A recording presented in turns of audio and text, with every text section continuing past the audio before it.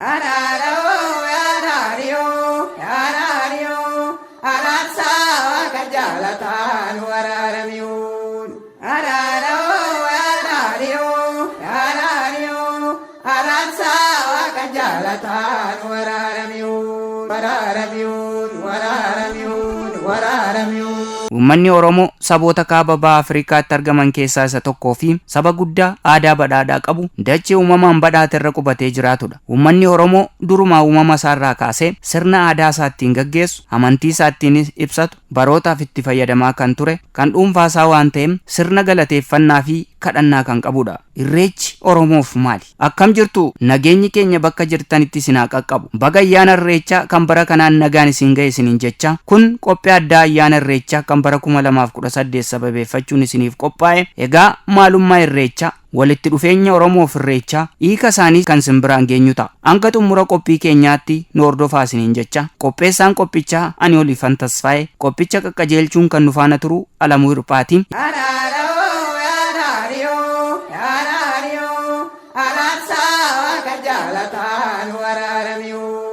Oromoon waaqa sadachee fi waan dachee irra jiraatu akkasumas garaa dachee keessa waan jiru mara isa uume sanaaf jiruuf jireenya isaa guyyaa guyyaa keessatti iddoo guddaa fi olaanaa kennee hawaasa jiraatudha. Kanaafuu uummanni Oromoo waaqa tokkichatti amana. Waaqni tokkichi kun dhugeeffata kan hin qabne uumaa waaqaa fi dachee kanaati jedhama. Waaqa uumaa waan hundaa ta'e kana bifaa fi adeemsa itti waaqeffatuu fi galateeffatus irreechadha. Irreecha jechuun waaqa tokkicha galateeffachuu fi kadhachuus jechuudha.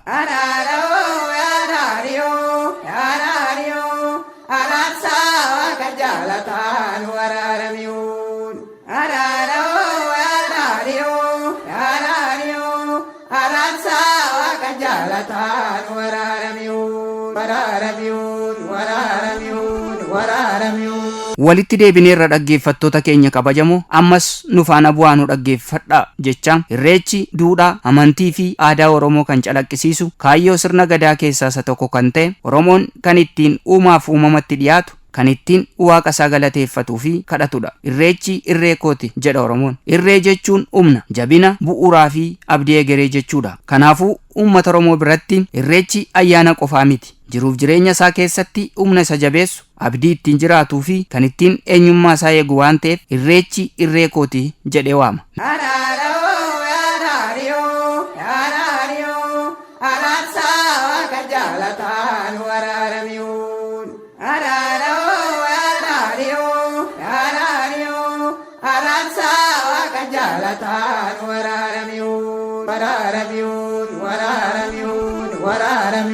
Egaa Oromoon uumama kabaja. Ganni darbee birraan yoo bari'u, boonni ba'ee arfaasaan yoo seenu, uumamaan uumaa kadhata. Maree hoo jechuun uumaaf galata galcha. Kennaa uumaan kenneef deebisee kennuun dinqisiifata. Barri maree dhufee maree akka naanna'u abdii hawwii qabu hedduun ibsata. Egaa irreechi waggaatti si'a lama kabajama. Inni tokko irreecha malkaa yoo jedhamu, inni kan biraa immoo irreecha tulluu jedhama. Irreechi malkaa waqtii birraa kabajama. Kunis dukkanarraa gara ifaatti ce'uu agarsiisa. Yeroo birraan bari'u lafti jiidhaa fi magariisa. Kanaaf Oromoon coqorsa jiidhaa fi daraaraa qabatee malkaatti irreeffata. Coqorsi hiika guddaa qaba. Gosa margaa keessaa kan akka coqorsaa rakkoo damdamatu hin jiru. Kana malees coqorsi akka mallattoo jireenyaatti ilaalama. Walumaa galatti irreechi birraa marga jiidhaan madda jiidhaatti irreeffatama jechuudha. Inni lammaffaa immoo irreecha tulluu jedhama. Bona guutuu sa'a namni waaqaa lafti aduudhaan gubachaa ba'ee waqtiin arfaasaa wayitas deebi'u roobni nagaan yeroodhaan akka roobuuf Oromoon tulluutti ba'ee waaqa isaa kadhata. Tulluun uumaa raajii of keessaa qabudha jedhees amana. Oromoon waaqni tulluu kana lafa ol godhee uume rooba akka isaaf kennuuf uumaa isaa kadhata. Tulluutti yoo alba'an waaqatti waan dhiyaataniif waaqni dafee nama dhagaa jedhees dhugeeffata. Waaqni tulluu kana uumtee ganna kana kan nagaanuuf godhi, rooba nagaanuuf roobi, balaa lolaa nurraa qabi, kan biqilee daraaree firiyaa godhatu si kadhanna jechuun irreeffata.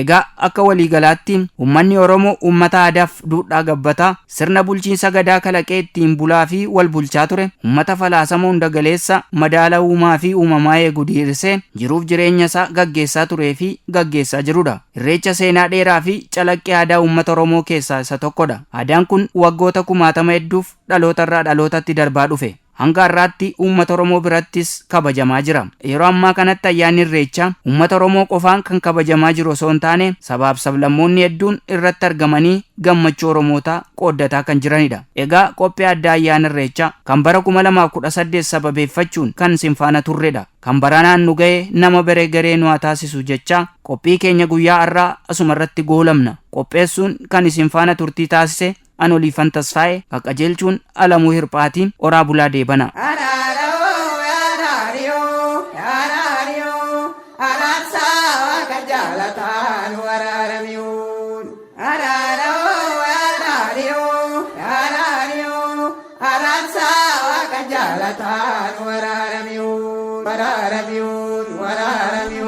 Wararamiyun